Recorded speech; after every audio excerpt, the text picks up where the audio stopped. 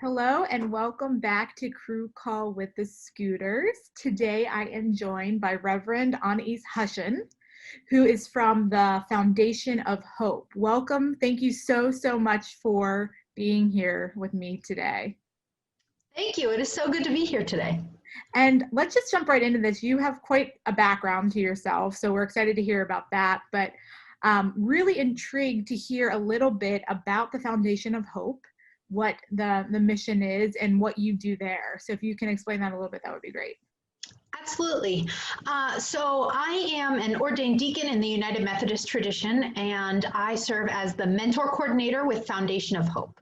So Foundation of Hope is an interfaith nonprofit organization, and we serve primarily inmates and reentrants here in Allegheny County. And we also have two programs, two diversionary programs that work to provide some interventions and support to prevent folks from becoming incarcerated. Wow, that's incredible. And how long has the organization been around for?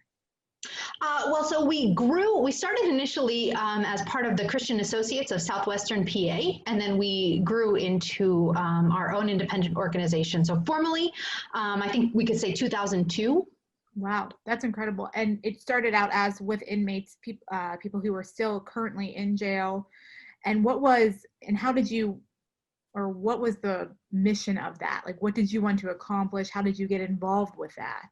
The organization and yourself, I should say. Yeah, so it's my understanding that that initially started as more like chaplaincy services inside the Allegheny County Jail. So there was clearly a need to, just support the spiritual and religious journey of folks. And then as we move through that, we see that there are many other places where there is a need for support and opportunities for us to connect, I think, systemically as far as the whole judicial system goes. And so we have slowly but surely expanded from that small place in chaplaincy. We do still have our chaplaincy services that are happening inside the Allegheny County Jail and have a number of programs that have grown as a result of that as well. Let's talk about some of those programs. So are you going in or people from the organization going into the jails and working one-on-one or in groups with the inmates? Is that how that works? Yeah, so we have two different programs that are part of Hope inside the jail. And so we have chaplains that go in. And so we have chaplains from, all kinds of religious traditions that will go. Some of them will do one-on-one visits for conversation and prayer. Some of them lead like group studies on religious texts or areas of, spiritual growth. We help with all kinds of things that folks might need as far as reading materials and educational opportunities, and then also leading religious services in groups. And so that's kind of our chaplain's office. And then we also have our pre-release program, which is an intensive program for folks. They have to, apply and be accepted into the program, and they participate in a number of classes throughout the course of the week, and they look at changing themselves by addressing a whole host of realities of life, anywhere from spiritual formation to anger management to preparing for release and reintegration. And so those folks really commit to some intensive work while they're in the jail as part of that program. Wow, that's incredible. And now, do you work with you talked about the release, do you work with people after they get out of jail too? Is it continuation? How does that work?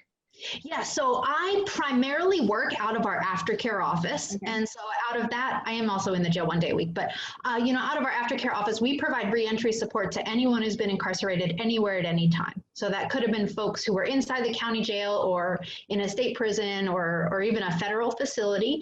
And so we help with often first those immediate basic needs that folks have, which tend to be things that a lot of us take for granted. IDs, birth certificates, social security cards, and clothing are some of the biggest immediate needs that we can help people with. We have both financial resources and then, physical material goods that we can offer to folks.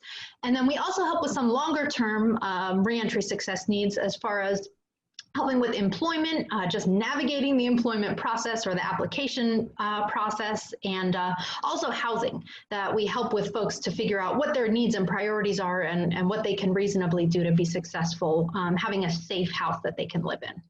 And do you work with both men and women in the program, or does it just vary on that? Okay. Yes. So that's interesting. So, and what do you see in terms of, okay, if you work with someone, almost like the full circle of it, you start with them while they're in jail and you're working through the process and dealing with all of those issues, and then they leave. What do you see from that first time that you're with them, with once they're released and then shortly after, on like just the development of all of that? Yeah. Well, so I will say, as much as each of us is different in far as, who we are and how we live our lives, I think that is true in all of our clients. But overall, I think that some of the most amazing transformations that I've seen in our clients come by way of, I think, self-confidence. Mm-hmm. And so the recognition that, I've taken responsibility if I've made some mistakes in my life and I've done some work and I'm ready to be, accountable to someone and be in charge of my life. And so people who really trudge forward with that newfound energy and confidence is, I think, one of the coolest transformations that we see. That's incredible. And I'm sure there's some, like you said, everyone is different, but I'm sure there's some at the start who maybe feel a little hesitant about it. Is there certain ways that you've found to like kind of break through, or is it just over time, or is it, working with them in a different capacity? Yeah, well, so I think one of the things that we see is that there is often a hesitancy to open up or to be vulnerable, that in many ways folks have found that they need to protect themselves. And one way that they can protect themselves is by choosing how much or what kind of information they share with us. And so just recognizing that we have a genuine intent to help them and that they can share as much or as little as they are comfortable with has really allowed them to, I think, to become more comfortable as we establish that rapport. Yeah, I'm sure that would take time. I'm just not sure where they come. And how many people work for Foundation of Hope? And do you work with just all staff, or are there volunteers that can join, or how does that work? Yeah, so we have, I want to say 15-ish staff, but most of our work is done by the support of our faithful volunteers. And so we have several hundred volunteers. Wow. Help, in all of our programs. And what does that volunteer opportunity look like? Do they have to come in and go through a training process? I'm sure it depends on what area they're working in, but how does one get involved in that? Yeah, so we actually have on our website like a volunteer tab. And so there is a very short volunteer application that folks can fill out. And then from there, depending on what program they're interested in, or if they just want some more information, we'll get them connected to a training. And so everyone will have all of the information, both the kind of required training that they need and also just like helpful tips and tools for volunteering that they might be looking for. And then each of us in whatever role that we have also offers ongoing support as questions arise or whatever folks may need along the way that they didn't expect to come up. That's incredible. And I know we briefly talked about this before, but with COVID-19, almost, believe it or not, almost a year of it, 9 months of it, how has that affected either the volunteer process, you going into the jails? What does that look like? Yeah, so you've probably figured out from just some of what I've shared that our program is all of our programs are very person-centered. And so they rely on us to have contact with individuals. And so COVID distancing has certainly challenged some of that. As far as the jail goes, at this time, we are not able to have volunteers inside the facility just to minimize the potential spread of COVID. We are in many ways, we've shifted some of what we do as far as collecting donations. And so folks can still make all kinds of contributions, and then we get that stuff to clients. And then the other thing that we have, the mentoring program that I oversee has been able to transition to be a virtual mentoring program. I was going to ask that. Okay. So we are able to do video visits. We still offer, people need to apply and they're trained and all that kind of stuff. But we are able to provide mentoring services by video. I'm sure and have you found that to be more challenging, like in terms of, are people less likely to open up, more likely to open up? It's like, it's almost like that in person, I can see you, I understand you a little bit more versus a screen. Have you noticed anything in that behavior? So I think the place where we saw the most hesitancy was there was a period when we were only providing mentoring services by way of letter writing. And so it was more a pen pal program. And so in that way, you have absolutely no way to see who you're talking to or even, get any kind of body language. And so we did see folks who were hesitant to share in that setting. But the video visits we have felt so far have been very successful, that clients have been comfortable opening up. I think in any relationship, it always takes some time to establish trust and say, like, who are you? What can I share with you? But we have found some really meaningful conversation and connection to be able to be formed through the video visits. And is it usually like the same, on that one-on-one, is it usually the same volunteer or the same staff member who's with that person is it usually weekly, or does it just depend on the person? So for mentoring specifically? Yes. So for mentoring, we always match one individual mentor with the same mentee client. And so that allows them to build some trust. And so we have some folks who are able to meet weekly. We have some who meet every other week. And then we also have some who meet once a month, and then they do write letters in between. Interesting. That's really, and what is the feedback that you get, from someone who, like I said, who starts off in jail, comes out, they take advantage of what the opportunities that you help them with, and then they get on their feet. What do you hear? Do you find that some of them come back to help volunteer, or what is their like biggest, like almost like aha moment about the program as well? Mm-hmm. Yeah, so we have tons of folks who come to us and say, Hope has meant so much to me. I'm so grateful that you gave me a chance. I think the criminal justice system can be really dehumanizing. And so folks have said, like, thank you for treating me as a person and caring about me as a person. And so from that experience, they say, I want to give back. I want to figure out what I can do to support the organization. So just today, actually, I received a new mentor application from a former client who is now doing really well in reentry and said, I want to help make a difference like somebody made a difference for me.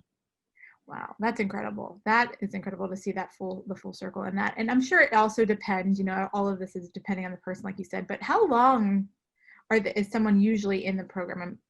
Do they start like a certain time before they're released, or does it just depend, or is it something that they sign up for and kind of just go from there? It is very unpredictable. Yep. I think that we have some folks who are familiar with our programs, and so almost immediately they'll put in a request to say, I want to get started. And so we provide that support to them through, pretrial and sentencing and whatever their next steps are.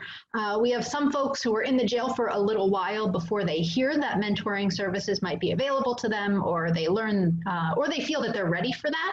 And so some folks really only meet with a mentor for, a few weeks or a few months before being released. And so that really just depends on where folks are at when they apply, but they're eligible to apply at any point. And what do you see, or what does the organization see in terms of growth? Do you want to reach more? I know you're in this area for the moment. Do you want to go more throughout the state, throughout national, or do you want to stay kind of where you are in the area? What are your thoughts on some of those items? Those are some big questions that I don't know that I specifically have the answer to, but I think one of the ways that I have seen us expand over the years is how far-reaching we can be within Allegheny County or within the Pittsburgh area. And so just as we've seen our programs develop, we had Chaplaincy and then pre-release and then aftercare, and now we have these two diversion programs of just recognizing that there is such a great need here and so many different populations that we can support. And so I would hope that we would continue to expand our reach first within this area. And then who knows what things would look like 10 or 20 years down the road. No, it's incredible work that you're doing. And I know you mentioned volunteering as an option, but if people wanted to donate, do you take donations like you said as well? Or what would be a way if someone wanted to be involved? Yeah, we do. And there is a portion on our website that has some specific information about whatever items we're collecting at this time. Okay. And then, our contact information is also on the website. So if there's ever anyone who says like, oh, I have this thing that I think might help someone and I don't know if it would be valuable, they can always reach out to us as well. We're always happy to answer questions. Great. in that regard. Is there anything else about the program that we didn't get into, or what you are doing that you want to share about in terms of, like I said, with this new year? I'm sure it is hard with COVID still being part of it, so I'm sure you're, expanding on that digital side, but is there anything else for next year that you're looking towards?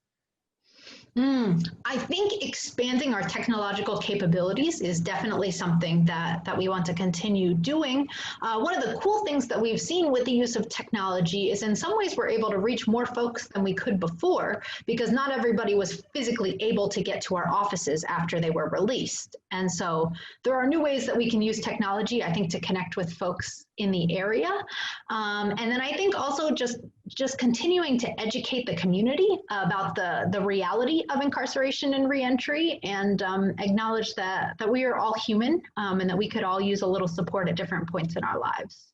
I think that's great. I think that education full circle in terms of that as well is probably a huge, huge, part of your mission and what you're doing moving forward. So thank you so much for being here with us today. We really appreciate it, and the incredible work that you and just the foundation is doing is great. So awesome. Thank you so much. This has been wonderful. And have a great day, and thank you again. You as well.